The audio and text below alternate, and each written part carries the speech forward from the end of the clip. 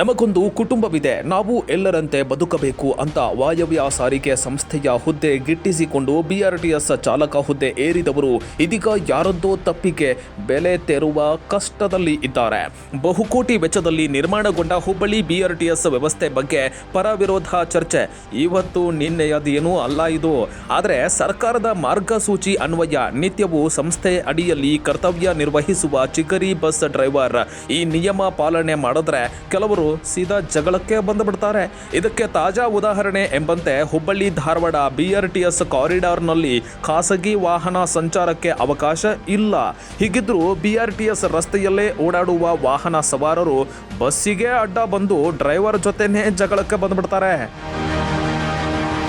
ಇನ್ನು ಚಿಗರಿ ಬಸ್ನಲ್ಲಿ ನಿಲ್ದಾಣದ ಅನೌನ್ಸ್ ಮಾಡುವ ಧ್ವನಿ ಬಂದ್ ಆಗಿಬಿಟ್ಟಿದೆ. ಹೀಗಾಗಿ ಕಂಡಕ್ಟರ್ ಕೆಲಸನೂ ಚಿಗರಿ ಪೈಲಟೇ ಮಾಡಬೇಕು. ನಿಲ್ದಾಣ ಗೊತ್ತಾಗದೆ ಮುಂದೆ ಬಂದುಬಿಟ್ರೆ ಪ್ರಯಾಣಿಕರ ವಾಗ್ವಾದ ಅಲ್ಲಿಗೆ ಶುರು. ಲಿಮಿಟೆಡ್ ಸ್ಟಾಪ್ ಹೊಂದಿರುವ 100B ಚಿಗರಿ ಬಸ್ 42 ನಿಮಿಷದಲ್ಲಿ ಹಾಗೂ 201B ಆಲ್ ಸ್ಟಾಪ್ ಹೊಂದಿರುವ ಚಿಗರಿ ಬಸ್ 52 ನಿಮಿಷದಲ್ಲಿ 36 ಸ್ಟಾಪ್ ಕ್ರಮಿಸಿ ಹುಬ್ಬಳ್ಳಿ ಧಾರವಾಡವನ್ನು ತಲುಪಬೇಕು.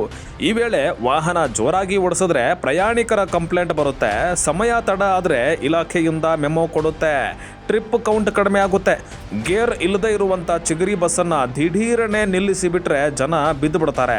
ಎಕ್ಸಲೇಟರ್ ಮೇಲೆ ಜೋರಾಗಿ ಮೊಮೆಂಟ್ ಆಗೋ ಅಜಾನುಬಾಹು ಗಾತ್ರದ ಚಿಗರಿಯನ್ನು ನಿಲ್ಲಿಸೋದು ಹೆಂಗ್ರಿ? ಹುಬ್ಬಳ್ಳಿ ಧಾರವಾಡ ಫ್ಲೈಓವರ್ ಅವ್ಯವಸ್ಥೆ, ಟ್ರಾಫಿಕ್ ಮಧ್ಯೆ ಬಸ್ ಓಡಿಸುವಂತಹ ಆ ಬಸ್ ಚಾಲಕನ ಸಂಯಮ ತಾಳ್ಮೆ ಹೆಂಗಿರಬೇಡ. 2018ರಲ್ಲಿ ಆರಂಭವಾದ ಚಿಗರಿ ಬಸ್ ಇಲ್ಲಿಯವರೆಗೆ ಸೇವೆ ಸೊರಗಿದ ಕಾರಣ ಅದೆಷ್ಟೋ ಆಧುನಿಕ ತಂತ್ರಾಂಶ ಕೈಕೊಟ್ಟಿವೆ. ಅನೌನ್ಸ್ಮೆಂಟ್, ನಿಲ್ದಾಣದ ಡಿಸ್ಪ್ಲೇ, ಮಳೆ ಬಂದರೆ ಸೋರೋದು, ನಡು ರಸ್ತೆಯಲ್ಲಿ ಬಸ್ ಕೆಟ್ಟು ನಿಲ್ಲೋದು, ತಾಂತ್ರಿಕ ದೋಷ, ಆಕ್ಸಿಡೆಂಟು, ಇದಕ್ಕೆಲ್ಲ ಏನ್ರಿ ಪರಿಹಾರ? ಬದಲಾಗಬೇಕಿರೋದು ಚಾಲಕ ಅಲ್ಲ, ನಿಯಮ, ವ್ಯವಸ್ಥೆ, ಪರ್ಯಾಯ ಮಾರ್ಗ.